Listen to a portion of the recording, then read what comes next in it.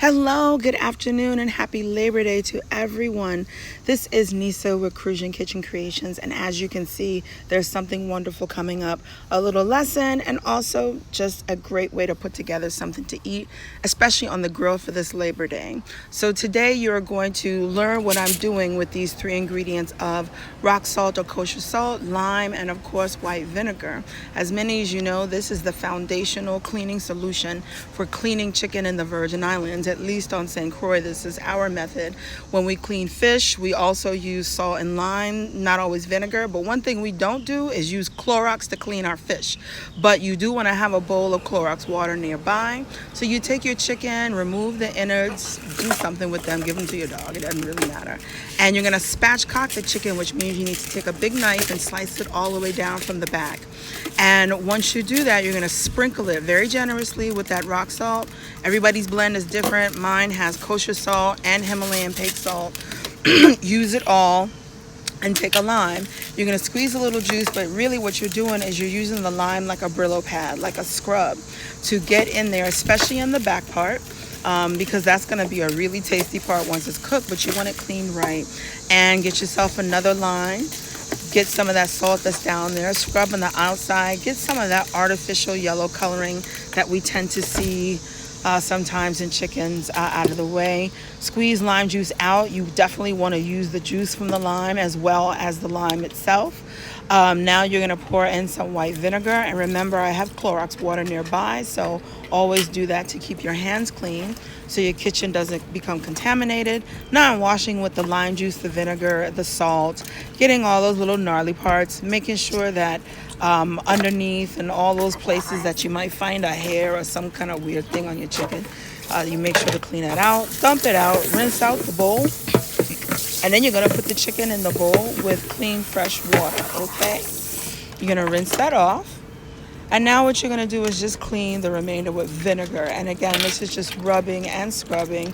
If you have a fresh lime, that's good. But I really just like to finish mine off with vinegar. Both the lime and the vinegar help to kill bacteria. And so at this point, you have your bowl. I like to use a bowl. Don't just do it in the sink. Try to get a bowl. And now what you're going through is picking through, looking on the leg, looking through the drumstick, looking on wings for cartilage, not necessarily cartilage, but sometimes quills that get stuck up and stay in there. And feathers, of course. Scrape off anything that just looks unappetizing and that you don't want to feed to your family. I already cleaned the chicken butt real good because somebody in my family does like that part. So, and a lot of people, our people eat bones. My father eats chicken all the way down to the bone. So now I've spread my chicken out. It's on a foil pan, a foil sheet pan, and I'm going to grill mine, but you could also bake it. I'm rubbing it with butter all over, getting it under the skin, and really rubbing butter underneath by the thighs too. That's going to make the top thighs taste so good.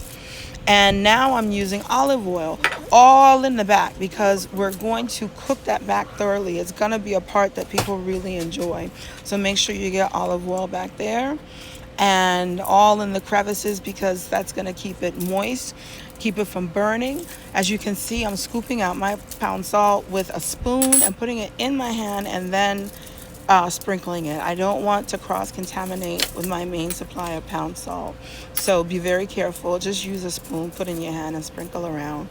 As you can see, I'm being very, very generous.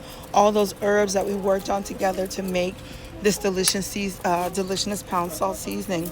You can see it there. You can see the parsley. You can see the chive. You can see all of those things. Rub it in nice and good. Every single part, underneath, upside down, all around. Find pieces of skin that are open or try to make a little opening yourself so you can push seasoning down in there so it gets to the meat.